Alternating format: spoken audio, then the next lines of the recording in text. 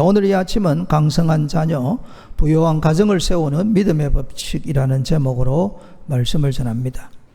우리가 읽었던 이 시편 112편은 하나님께서 가정 공동체에 주시는 축복에 대해서 말씀을 하고 있습니다. 이런 축복의 말씀을 읽을 때 우리의 마음속에 믿음으로 반드시 반응을 보여야 됩니다. 오늘날 가정들 중에 어려운 가정도 있고 또 정말 많은 눈물의 기도 제목이 있는 가정들이 있을 것입니다. 현실을 바라보지 마시고 하나님께서 말씀하신 대로 나와 내 가정을 축복하실 줄로 믿습니다. 이런 믿음이 먼저 있어야 되고, 그리고 하나님은 어떻게 축복하시는지 성경에 이야기해 놓았거든요. 그러면 이 시편 122편대로 하나님께서 나와 내 자녀들 또 다음 세대, 다음 자손들까지 이런 복이 임하리라 믿습니다 하는 믿음으로 바라보아야 됩니다. 2절에 보면 이런 복을 주십니다. 그의 후손이 땅에서 강성함이여 라고 합니다. 그의 후손, 우리의 자녀들, 그의 또 자녀들. 강성하다는 말은 한자를 풀이하면 강하고 번창하다는 이야기입니다. 이것은 우리의 자녀들이 하나님 앞에 올곧게 잘 자라서 사회적인 영향력을 끼치고 존경받는 삶을 살게 된다라는 것을 이야기합니다. 여기에 후손이라고 했으니까 자손들을 뛰어넘어서 후대에까지 영적으로 승리하고 도덕적으로 승리해서 예수님 믿는 그 가문이 신앙의 명가로 번성하게 될 것이다 라고 말씀하고 있는 것입니다. 또한 어떤 복을 주시냐면 3절에 보면 부와 재물이 그의 집에 있으며 부귀와 영화가 온 집안에 풍성하다라는 말씀이에요. 이런 복이 우리에게 있을 것이다 라고 말씀합니다. 또 4절에 보면 정직한 자들에게는 흑암 중에 빛이 일어나나니 라고 합니다. 오늘 우리가 살고 있는 이 세상을 어두운 세상이다 그럽니다. 크고 작은 여러 가지 문제가 많이 있지 않습니까? 그런데 하나님께서 우리의 가정에 복을 주시면 이 어두운 세상에 빛된 삶을 살게 하신다라는 말씀입니다. 빛이 있는 곳에 사람이 모이게 되는 것입니다. 그것처럼 우리의 자녀들을 통해서, 빛된 자녀들을 통해서 많은 사람들이 주께로 돌아오고 영적으로 선한 아름다운 영향력을 끼치는 그런 신앙의 명가가 될 것이다 라고 말씀합니다. 또한 하나님께 주실 그 복, 가정에 주시는 복은 흔들리지 않는 믿음을 주신다라고 말씀을 합니다. 7절 말씀에 보면 그는 흉한 소문을 두려워하지 아니한다라고 합니다. 오늘 우리가 흉한 소문 많이 듣지 않습니까? 전쟁의 소문을 듣습니다. 유가가 오른다는 소문을 듣습니다. 앞으로 하반기가 되면 전쟁이 끝이 나지 않으면 어려울 것이다 라는 이야기를 듣습니다. 이 믿음이 없는 사람들은 이런 이야기를 들으면 염려, 근심, 걱정부터 합니다. 그런데 믿음이 있는 사람들은 이런 흉한 소식을 들어도 흔들리지 않는 것입니다. 우리가 믿는 하나님 살아계신 줄로 믿습니다. 하나님이 함께 하시는 줄로 믿습니다. 그러므로 담대하게 사는 거예요. 이게 얼마나 큰 재산인지 모릅니다. 흉한 소식을 들으면서도 담대하다. 이 말은 마음이 평안하다는 이야기입니다. 이런 복을 우리의 가정에 주십니다. 마지막으로 주시는 복은 오늘 8절 말씀에 보면 그의 대적들이 받는 보응을 마침내 보리로다 라고 합니다. 이 대적들, 이 시인의 입장에서 볼 때는 그 당시에 이 어렵게 믿음으로 살려고 하는 이 시인을 부당하게 압제하고 괴롭히는 사람들입니다. 이 사람들이 결국 의인들 앞에서 무너지는 것을 보게 될 것이다 라는 말씀입니다. 이걸 좀 더 크게 해석을 하면 오늘 우리가 살아가는데 개인이나 가정에 대적들이 있습니다. 가장 1차적인 대적은 원수막입니다. 그리고 우리의 삶을 힘들고 어렵게 하는 것이 많습니다. 때로는 그게 질병일 수도 있고 삶의 고통일 수도 있고 시련일 수도 있습니다. 그런데 하나님을 믿고 의지하고 끝까지 주님을 붙잡았을 때 이 모든 것들이 다 사라지게 된다는 말씀입니다. 이게 시편 120편에 축복하시는 우리 각 가정에 주시는 하나님의 말씀입니다. 지금 내 가정의 형편을 생각하지 마시고 하나님께서 내 가정을 이렇게 세워주시고 우리 자자손손들의 가정을 이렇게 세워주실 줄로 믿습니다 하는 이런 믿음을 가지고 나아가야 됩니다. 그럴 때 그런 역사가 반드시 일어나는 거예요. 그러면 강성한 자녀, 부유한 가정을 세우는 이 믿음의 법칙이 있습니다.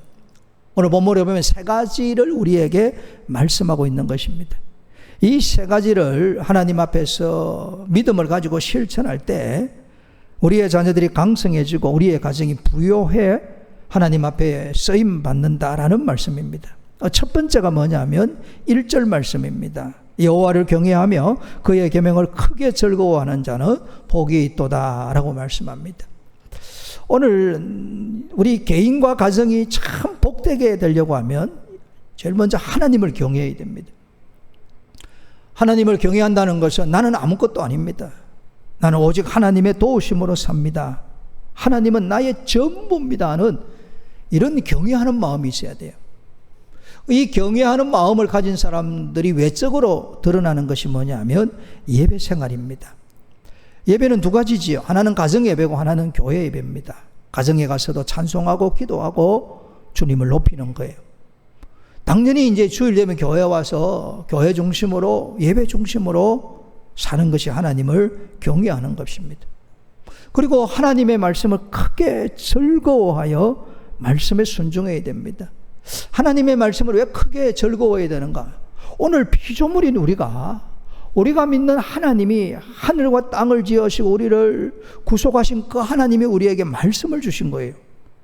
이게 엄청난 은총입니다. 인간을 만든 신의 말을 듣는다. 이게 얼마나 놀라운 은혜인지 몰라요. 그리고 그 말씀은 우리를 어떻게 만들어가느냐.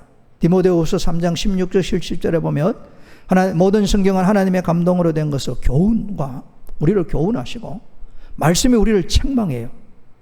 부모님 여러분 애들 말 잘 안 듣지요? 다 잘 듣는 집안만 모이는 것 같아.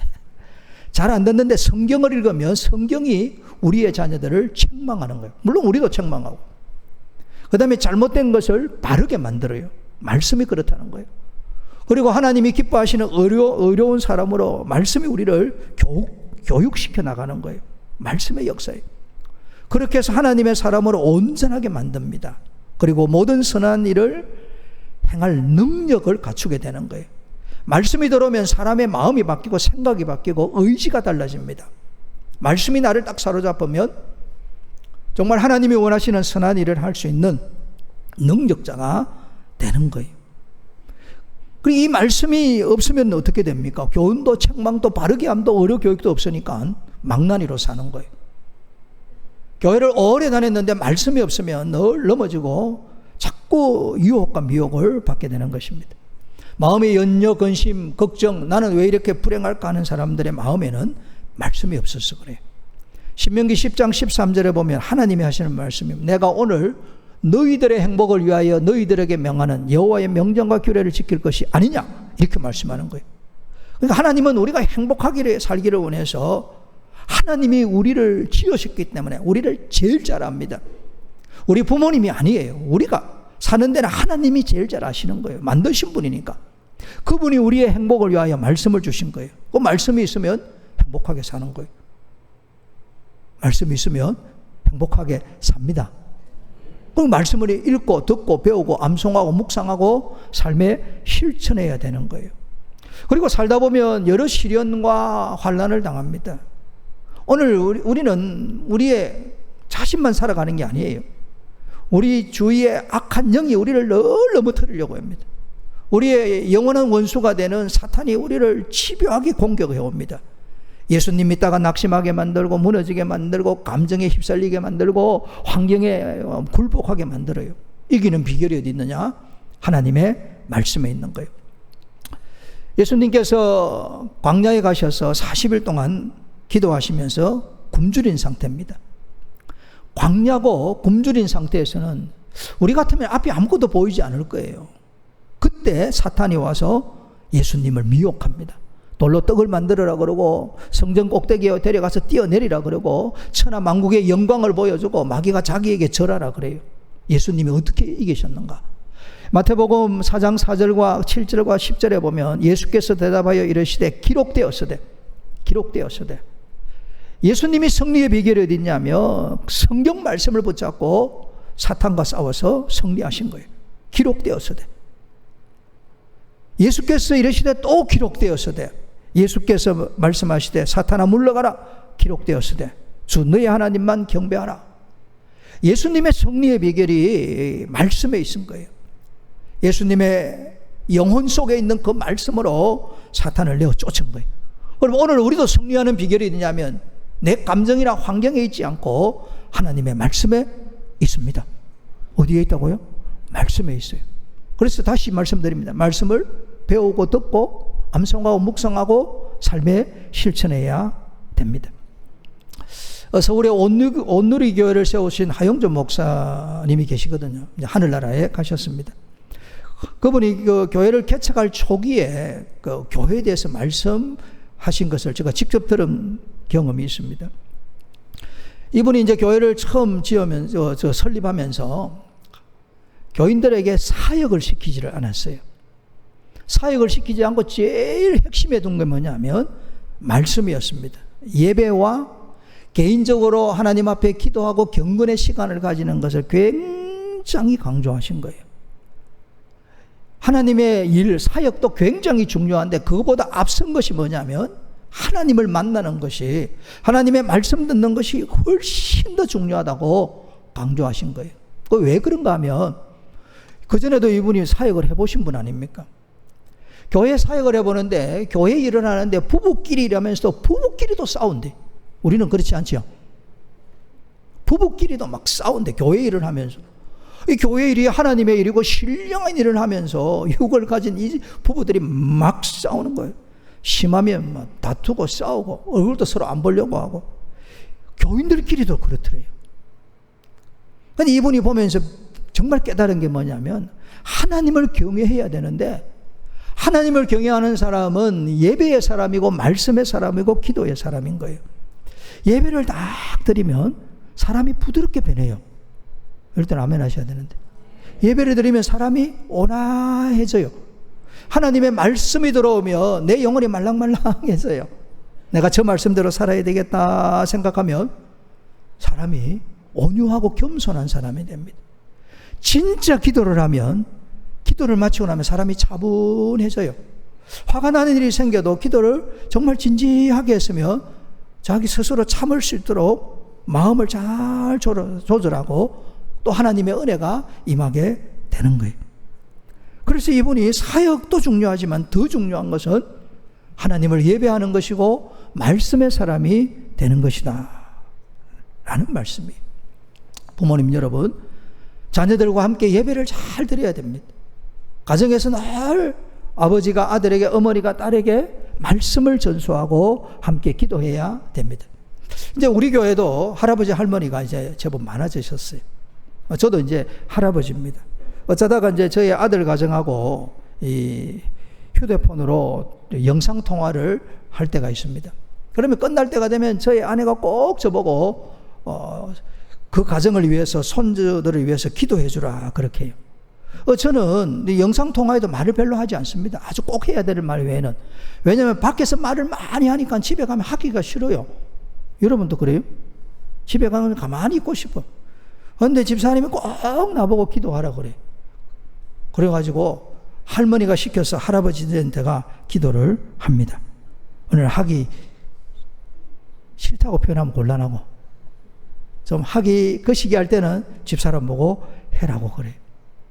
할아버지 할머니 여러분, 손주들을 위해서 만날 때마다 꼭 기도하시기를 바랍니다. 기도해야 됩니다. 아브라함과 이삭과 야곱, 이게 대가 이어지거든요. 아브라함은 그의 손자 야곱이 15살 될 때까지 살아 있었습니다. 야곱의 믿음을 가만히 보면 그의 할아버지의 믿음을 볼 수 있는 거예요. 야곱이 환난과 고난과 어려움을 겪을 때 그의 할아버지처럼 하나님 앞에 깨어 기도하는 모습을 볼 수 있습니다. 아버지에게도 배웠겠지만 할아버지에게 배운 믿음의 자세인 것입니다. 오늘 우리 가정적으로 할아버지가 아버지에게, 아버지가 아들에게, 할머니가 어머니에게, 어머니가 딸에게 이렇게 말씀을 전수하는 그와 같은 가정이 되어야 될 줄로 믿습니다.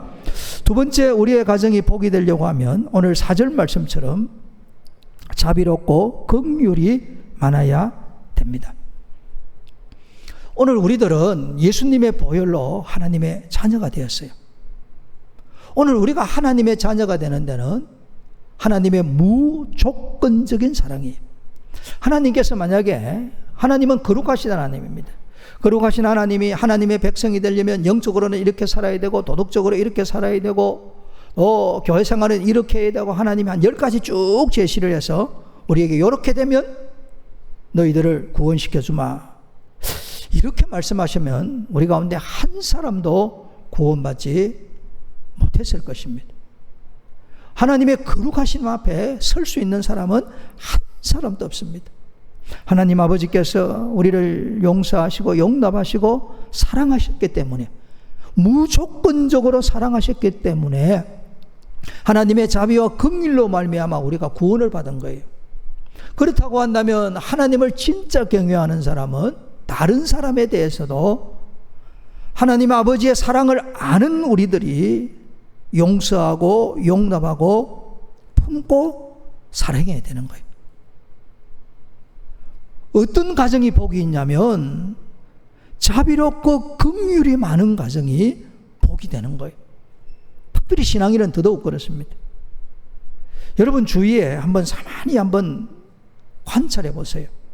거칠고 싸나우면, 그리고 자기 것을 잘 옮겨지면 당대는 밥 먹고 살 거예요. 2대 3대를 관찰해 보면 그 자녀와 후손들이 복이 되지를 못합니다. 하나님은 하나님을 닮아 사랑하는 사람에게 복을 주시는 거예요. 다르게 표현하면 덕망 있는 그와 그 후손들이 복을 받는 거예요. 우리가 늘 십자가 앞에 나가서 용서받은 의인이지만 용서받은 죄인에 지나지 않습니다라고 늘 고백하고, 나 같은 죄인을 주님이 용서해 주시고 받아주신 것처럼 나도 사람들을 용서하고 받아야 되겠다, 이런 마음을 가져야 됩니다. 다르게 표현해 봅시다. 여러분, 내 마음에 드는 사람들이 있습니까? 이래 질문하면 대답하기가 곤란할 것 같고 다르게 질문해요. 여러분은 여러분 자신이 마음에 듭니까? 안 들지요? 저는 제가 마음에 안 들어요.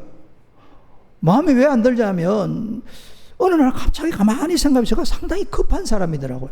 말도 급하게 하고 행동도 급하게 하고, 그러다 보니까 어떨 때는 넘어지고 자빠지기도 하고 부딪히기도 하고, 왜 이렇게 급하게 살까? 나이도 좀 되었는데 왜 이렇게 급할까? 그러다 보니까 늘 인내가 부족한 걸 느껴요. 좀 참고 기다리고 또 참고 기다리고 이렇게 해야 되는데 이게 잘 안 돼요. 잘 안 되니까 막 뜻대로 안 되면 어떻게 됩니까? 짜증이 나고 화가 나고, 이거 풀 데가 없으니까 어디가 풉니까? 집안 분위기 안 좋고 그렇지. 그리고 한번 내가 확 냈다가 다시 화해하려고 하면 일을 내면 열을 빌어야 되더라고. 야, 이게 인내하지 못함으로 당하는 게 너무 많더라고요. 여러분, 내가 나를 생각해도 마음에 안 드는데 다른 사람이 어떻게 마음에 들어요? 내 마음에 드는 사람은 세상에 한 사람도 없다 생각하고 살면 자유합니다. 그럼 나는 어떻게 살아야 되는가? 하나님처럼 무조건적으로 사랑해야 되겠다. 어떻게 사랑한다고요? 무조건적으로. 조건을 달지 않으면 다 사람이 좋아요. 그거 다르게 표현하면 뭡니까? 있는 그대로 받아주는 거예요. 아니, 우리 사람의 얼굴도 그렇지 않습니까? 아니, 그렇게 태어나고 싶어서 태어난 사람이 누가 있습니까? 물론 원장님이 좀 바꿔주기도 하겠지만은 자기가 마음에 드는 거 없어요. 그것처럼 모든 사람을 있는 그대로 받아주고, 내가 할 일은 사람에게 자비와 긍휼을 베푸는 것이 내 일이다 생각할 때 은혜의 역사가 일어납니다. 성경 이야기 하나 말씀해 드리도록 하겠습니다. 이 사울 왕과 다윗 왕 이야기가 가장 적합한 예요. 이 사울이 왕으로 있을 때입니다. 왕의 자리에 있어서 흔히 말해서 칼자루를 딱 쥘 때입니다. 칼자루를 잡아서 칼을 휘두를 수 있는 권력자입니다. 그때 소년 다윗이 골리앗을 쳐 죽입니다. 민족의 영웅이 된 거예요. 사울왕 마음속에 시기심이 들어옵니다. 다윗을 죽이지 않으면 이 왕자가 내 아들 요나단에게 가지 못하고 다윗에게 가게 될 것이다 생각한 거예요. 그리하여 다윗을 죽이려고 작정하고 실제로 죽이려 합니다. 이것을 다윗이 알고 도망을 가는데 도망가는 세월이 무려 10년 더 됩니다. 여러분 10년 동안 도망을 다니면 진짜 원수가 되지 않습니까? 그러면 다윗이 기회가 딱 되면 사울을 죽여도 주위에 있는 사람들에게 명분이 있는 거예요. 1년 참았습니다. 3년 참았습니다. 5년 참았습니다. 10년 참았습니다. 그러면 모든 사람들이 뭐 하겠습니까? 다윗이 사울을 죽일 수 있는 기회에 죽여도 괜찮다라고 생각할 거예요. 그런데 사무엘상 24장과 26장에 보면 다윗이 사울을 죽일 수 있는 절호의 기계입니다. 다윗이 안 죽여도 부하들 시켜서 죽이라고 말하면 죽일 수 있는 그때입니다. 그때 다윗이 사울을 죽이지 않습니다. 하나님의 기름 부음 받은 종이기에 다윗이 예배자고 기도의 사람이고 말씀의 사람이라서 끝까지 자비와 긍휼을 베풀리라는 이 마음으로 사울을 죽이지 않습니다. 사울을 2번 살려주고 나서 사울이 다윗에게 한 말이 사무엘상 26장 25절에 나옵니다. 사울이 다윗에게 이르되 내 아들 다윗아 너에게 복이 있을지로다. 그대가 큰 일을 행하겠고 반드시 승리를 얻으리라. 자기를 죽이려고 하는 사울 왕이 다윗에게 너에게 복이 있다. 너는 앞으로 큰 일을 행하겠고 반드시 승리를 얻으리라. 원수의 입에서 축복의 말이 나온 거예요. 그 축복대로 다윗이 왕이 되었고 다윗의 왕가가 왕족으로 남았고 다윗의 허리에서 우리 주 예수님이 오셔서 오늘 우리를 구원한 거예요. 어떤 집안이 망하고 어떤 집안이 흥합니까? 망하는 집안은 시기심이 있는 집안, 질투심이 많은 집안, 남 잘 되는 꼴을 못 보는 집안은 나중에 안 돼요. 여러분, 내가 지금 힘들고 어렵고 답답해도 끝까지 자비를 베풀고 긍휼을 베풀면 하나님이 지켜보시다가 우리 가정들을 복의 복을 주실 줄로 믿습니다. 그리고 세 번째는 5절 말씀입니다. 은혜를 베풀며 꾸어주는 자가 잘되나니라고 합니다. 9절에는 그렇게 말씀합니다. 그가 재물을 흩어 빈궁한 자들에게 주었으니 그의 의가 영구히 있고 라고 합니다. 남에게 아낌없이 베풀고 즐거운 마음으로 거저 주었는데 내게 남을 것이 없을 것 같은데 하나님이 복을 주셔서 그 가정이 부요한 가정이 되게 하신다는 말씀입니다. 여러분, 복은 하나님이 주시는 줄로 믿습니다. 사람이 복을 안 줘요. 물론 사람을 통해서 하나님이 역사하시지만 근원적이고 근본적으로는 하나님이 복을 주시는 거예요. 예전에 이제 신학교 있었던 신학생들의 이야기입니다. 제가 신학교 다닐 때만 해도 가난한 분들이 여럿 있었습니다. 그래서 그 중에 이제 2 전도사님 이야기, 한 전도사 원 전도사님이고 하나는 복실을 가진 복 전도사님이에요. 이 실화입니다. 이 원 전도사님이 당대의 예수님을 믿었어요. 그래서 부모님도 전도하고 형제 자매들을 전도하고 은혜 받아가 신학교로 왔는데 학교도 다녀야지요, 공부도 해야 되죠, 또 교회 일도 해야 되지요. 그러다 보니까 힘들고 어렵고 너무 영양되는 것도 먹지를 못하고 해서 결국 탈진을 해서 병원에 입원을 하게 됩니다. 흔히 말하는 영양실조에 가까워져서 입원을 한 거예요. 그런데 이제 같은 병실에 복전도사가 입원을 한 거예요. 입원을 왜 했냐 보니까 너무 잘 먹어서 과식을 해가 탈을 나가지고 입원을 한 거예요. 그러니까 이 원전도사 입장에서 복전도사를 보면 화가 나는 거예요.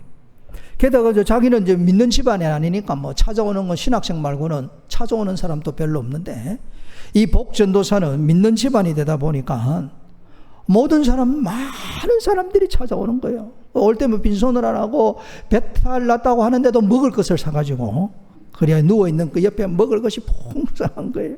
물론 뭐 같은 신학생이 좀 나누어 줬습니다. 그런데 이 원전도사가 이 복전도사를 가만히 보면서 마음에 하나님을 향하는 원망이 생긴 거예요. 원통한 마음이 생기는 거예요. 아니 똑같은 신학생이고 나는 이 어려운 중에도 하나님의 나를 세우고자 신학교에 왔는데 하나님은 나를 병들고 지치고 가난하게 살게 하셔서 이 괴로운 중에 입원하게 하시고 아니, 저 친구는 무슨 복이 많아서 저렇게 잘 먹고 잘 입어서 병원에 입원을 했을까? 그러다 이불을 뒤집어 쓰고 소리를 내어서 기도하지 못하고 하나님, 이럴 수 있습니까? 똑같은 하나님의 자녀고 똑같은 신학생인데 하나님이 이렇게 차별할 수 있습니까? 도대체 저의 하나님은 누구고 저 복전도사의 하나님은 어떤 하나님이기에 저는 이렇게 찢어지게 가난하게 만들고 그리고 저 전도사는 저렇게 복이 있게 만드십니까? 밤새 마음에 억울한 마음, 분한 마음이 들어서 하나님 앞에 기도한 거예요. 그러다가 지치다가 잠이 들었습니다. 잠이 이제 꿈을 꾸는데 농장이 2개가 보여요. 제일 먼저 본 농장이 자기 농장입니다. 자기 농장인데 자기가 가서 열심히 씨앗을 심고 있더래요. 그 농장에다 땀을 뻘뻘 흘려가면서.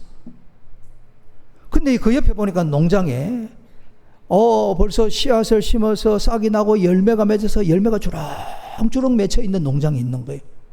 그 농장에 가서 많은 사람들이 열매를 따서 수확을 하고 있는 거예요. 그 농장은 누구 농장이냐면 복전도사의 농장인 거예요. 하나님께서 깨닫게 하시는 거예요. 원전도사, 너는 너의 시대의 예수님을 믿어서 복을 이제 심지 않느냐?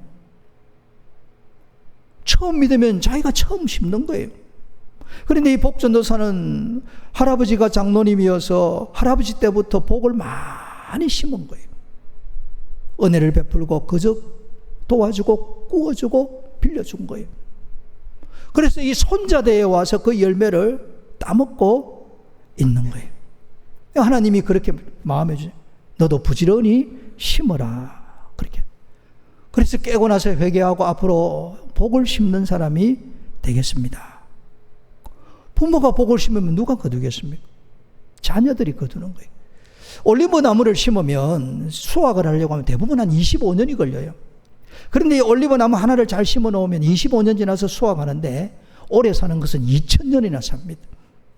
오늘 부모 세대가 은혜를 심어 놓으면 자녀 세대 20, 30년 지나서 하나씩 올리브 열매를 따먹을 거예요. 무려 2000년 동안. 가정은 잘 되는 비결이 여기 있는 거예요. 교회도 마찬가지입니다. 제가 우리 교회를 섬기면서 우리 교회가 처음 있을 때 구산 군인교회당을 그저 쓰고 있었습니다. 우리 교회로 이름으로 된 땅 한 평 없고 건물 한 평 없을 때입니다. 예배당을 짓기 위해서 부지도 사야 되고 건물도 지어야 할 그때입니다. 그때 IMF가 터졌어요. 얼마나 힘들고 어려울 때입니까? 그때 우리 교인들이 감사하게도 이 선교사들이 힘들다고 해서 도시락을 싸가지고 왔어요. 도시락을 싸와서 점심을 먹고 교회에서 그 점심하는 그 식비를 가지고 선교사를 돕고 또 우리보다 더 어려운 데를 돕는데 썼습니다. 그렇게 했더니 하나님께서 기가 막히는 방법으로 예배당을 짓게 하시고 또 4년 뒤에 지나서 이렇게 정축하게 하신 거예요. 저는 아직 마음에 확신을 가지고 있습니다. 뭐 개인이나 교회나 마찬가지입니다. 여러분의 집이나 교회당 이 가지고 하늘나라 갈 사람 아무도 없어요. 여러분 집에 있는 거 누가 가지고 하늘나라 가겠습니까? 빈손으로 왔다가 빈손으로 갑니다. 가지고 가는 것이 뭐냐? 선을 베푼 것만 하나님 앞에 가지고 가는 거예요. 지금도 우리 교회가 선교하는 일에 아주 열심을 냅니다. 주일날 헌금하는 것도 선교헌금으로 쓰고 구역 모여 헌금하는 것도 선교에 쓰고 원텐 선교헌금 일반 선교헌금도 선교에 쓰고 선교에 쓰기 위해서 감사헌금으로 드리는 것도 선교에 쓰고 우리 교회는 선교를 형식적으로 마지못해서 숫자 맞추기 하기 위해서 한 적이 없습니다. 힘에 지나도록 한 거예요. 지금도 힘에 지나도록 하고 있는 거예요. 왜 그렇게 하겠습니까? 우리 온 성도들이 복되게 하기 위해서 그런 거예요. 사랑하는 성도 여러분, 꼭 기억해야 될 게 있습니다. 하나님께서 어렵고 가난한 사람들에게 나누어 주는 것은 하나님에게 빌려주는 거예요. 잠언 19장 17절입니다. 가난한 자를 불쌍히 여기는 것은 여호와께 구워드리는 것이니 그의 선행을 그에게 넉넉하게 어떻게 해요? 넉넉하게 갚아 주시리라. 오늘날 어려운 사람들 많습니다. 그 중에 가장 불쌍한 사람이 누구냐면 지옥 가는 영혼이에요. 무슨 영혼이라고요? 지옥 가는 영혼, 그 영혼보다 불쌍한 건 없어요. 장례식장 가보세요. 장례식장 초라해도 문제가 없습니다. 장례식장 보고 화려해도 그것도 관계가 없어요. 돌아가신 분이 예수님 믿고 돌아가시면 천국으로 보내어드렸으니까 기쁨이 될 수 있습니다. 장례식장 통째로 빌리고 화려하게 막 멋지게 해도 예수님 안 믿고 돌아가신 분은 지옥 간 거예요. 가장 불쌍한 곳 장례식입니다. 오늘 이 지옥 가는 영혼들을 우리가 건지고 살리기 위해서, 전도하고 선교하기 위해서 눈물로 기도하는 거예요. 정말 이거 불쌍히 여기는 거예요. 전도하고 선교하기 위해서 오늘 우리가 써야 될 돈 쓰지 않고 하나님 앞에 헌금 드리지 않습니까? 여러분, 헌금 드릴 때 여호와께 빌려 드리는 것이라는 이 마음 가지고 드리세요. 하나님이 뭐라고 말씀합니까? 넉넉하게, 뭐라고요? 넉넉하게, 뭐라고요? 넉넉하게 갚아주신다고 말씀하시는. 그리고 오늘 성경 10절에 보세요. 악인은 이를 보고 한탄하여 이를 갈면서 소멸되리니. 이 악한 사람이 누굴까? 우리가 전도하고 선교하기 위해서 내 물질을 하나님 앞에 드리고 헌금하는 것을 보고 교회 밖에 있는 사람들이 교회 다 갖다 바치나? 이렇게 빈정거려요. 비웃어요. 오늘 우리가 주님의 나라를 위해서 눈물을 흘기도 하고 영혼 건지기 위해서 우리의 재물을 하나님 앞에 드릴 때 안 믿는 사람들이 우리 보고 조롱하고 멸시합니다. 그런데 여러분, 세월 지나고 가만히 보세요. 그들이 오히려 한탄하면서 일을 갑니다. 뭘 보겠어요? 이 의인의 형통함을 보면서 우라통을 크게 터뜨리는 거예요. 이를 가면서 덧없이 사라지면서 나도 저희처럼 나누고 베푸고 살 걸 껄껄껄 하면서 사라지는 거예요. 그러니까 우리가 드리는 우리들이 얼마나 장래의 영광이 되겠습니까? 우리나라 옛날 귀한 그 선비 한 분을 소개하고 마치겠습니다. 이사관 선생입니다. 우리 조선시대 영조 때 자의정을 지내신 어르신입니다. 이분이 베푸는 것을 참 좋아하신 분이라고 그래요. 이사관 선생이 가난한 선비가 이 집에 와서 돈을 빌려갔습니다. 우리가 빌려가면 지금 말로 하면 이제 빚 문서를, 증거를 남기지 않습니까? 이제 갚아야 될 때 이제 갚지를 못한 거예요.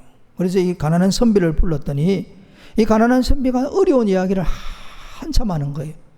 그러더니 이사관 선생이 생각하기를 아무리 해도 저 사람 갚기 어렵겠다 생각을 한 거예요. 그래서 가족들 보는 앞에서 이 빚 문서를 불러 태워버린 거예요. 그러면서 선비를 돌려보내면서 앞으로 열심히 잘 사세요 하고 보낸 거예요. 그러면 빚을 탕감받은 선비가 딱 돌아서면서 무슨 이야기를 하겠습니까?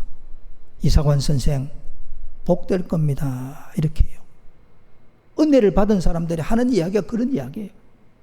그러니까 이 아버지가 이게 나누어주고 베풀어주니까 이 철없는 자식이 이런 이야기 할 거 아닙니까? 아니 이렇게 다 빚을 탕감해주면 자식들에게 뭘 물려줘요? 이랬더니 그때 이사관 선생이 이런 명언을 남깁니다. 자손들에게 재물을 물려주면 다툼의 씨앗이 되지만 남에게 덕을 물려주면 하늘이 그 자손을 지켜줄 것이다. 옛날 어른들은 하나님을 잘 몰랐지만 하늘의 도리를 안 거예요. 이걸 일반 은총이라고 그래요. 덕을 베푸면 누가 도와준다고요? 하늘이 도와줘. 움켜잡으면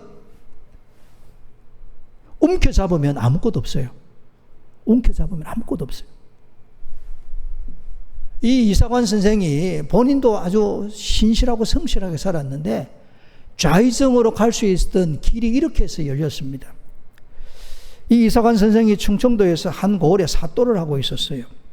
어느 추운 겨울날 이제 순행을 쭉 가서 마을을 돌아본 거예요. 이제 순행을 다 마칠 쯤에 이제 주막에 들어가서 몸을 좀 녹이고 잠시 쉬고 있는데 아주 헛술한 시골 선비가 가족들을 데리고 주막으로 들어오는 거예요. 주막에 들어오는데 가만히 보니까 사람이 배운 사람 같은데 참으로 가난해 보이는 거예요.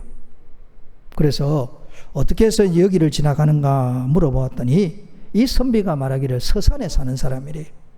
너무 가난하고 어려워서 서울 친척 집에 가서 살면서 생활을 하고자 한다고 하는 거예요.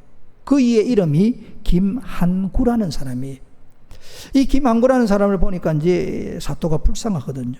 그런데 이 김한구의 부인의 등에 엎쳐 있는 여자아이가 있더래요. 여자아이가 있는데 추운 길에 걸어와 놓으니까 입술이 새파랗게 질려가 있더랍니다. 이 아이를 보니까 불쌍한 마음이 들어서 이 사또가 자기가 걸치고 있는 수달피 겉옷을 벗어서 이 딸아이의 어깨 위에 덮어준 거예요. 그리고 이 주막의 주모에게 먹을 것을 먹도록 하고 밤에 자도록 만들어주고 돌아온 거예요. 그냥 여기서 끝났습니다. 그러다가 한 12년 지나고 나서 영조의 왕비였던 정성왕후가 갑자기 세상을 떠나버려요. 떠나고 왕의 비가 없으니까 왕의 비를 다시 택했는데 그 왕의 비가 누구냐면 정순왕후 김씨입니다. 이 김씨가 누구냐면 김한구의 딸이에요. 안 놀라시네? 김한구의 딸이라니까. 그 수달피를 덮어줬는데 그 소녀가 누구냐면 왕비가 된 거예요. 이제 왕하고 이제 왕비가 되었으니까 어느 날 왕이 왕비에게 물은 거예요. 왕비가 어릴 때 아주 힘들고 어렵고 가난하게 살았다는데 왕비가 신세진 사람이 누가 있을까? 내가 왕비를 대신해서 당신에게 고맙게 한 사람에게 도움을 주고자 한다 한 거예요. 그때 이 왕비가 누구를 이야기하냐면 자기 아버지에게 드렸던 바로 이사관 선생을 이야기한 거예요. 그 주막 사건을 이야기한 거예요. 옛날에 옷이 귀할 때 아닙니까? 수달피 겉옷을 벗어주는 것은 보통 큰 마음이 아니고는 안 되는 거예요. 이 이야기를 해준 거예요. 그러면서 이 왕비가 왕에게 뭐라고 했냐면 그때 이 이사관 선생이 저에게 수달피 겉옷을 벗어주지 않았더라면 오늘 왕을 섬기지 못했을 것입니다. 이렇게 이야기한 거예요. 그리고 이 이사관 선생을 불러서 시켜보니까 일을 잘하거든요. 그렇게 해서 좌의정이 된 거예요. 정성이 된 거예요. 여러분, 예수님께서 우리를 위하여 십자가에서 자기의 생명을 내어주셨어요. 우리는 빚을 진 사람입니다. 우리도 정말 다른 생명을 위해서 눈물로 기도해야 되고 다른 생명을 위해서 내게 있는 것을 주님께 드려야 됩니다. 그럴 때 내가 복되고 내 자손들이 복될 것입니다. 말씀을 맺습니다. 시편 112편에 나오는 축복이 여러분 모든 가정에 임하는 축복이 되기를 바랍니다. 그리 되도록 말씀의 사람이 되시고 자비와 긍휼의 사람이 되시고 은혜를 베풀고 나누는 주의 백성으로 세워지기를 축복합니다.